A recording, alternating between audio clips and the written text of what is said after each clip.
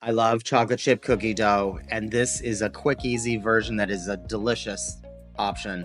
I melt the butter instead of having it cold. That way I can just make this batter really quickly and eat it. Brown sugar, white sugar, I've got rolling in my egg. I use 3 times the number of chocolate chips. I do a blend of AP flour and actually Italian double O flour, or you could use American pastry flour. I just feel like it makes it just a better dough. You've got vanilla and all that other good stuff, all your standard stuff, and some sea salt. But for me, chocolate chip cookie is all about the chocolate chips, man. So I've got 3 different kinds of chocolate chips. Mix that all together.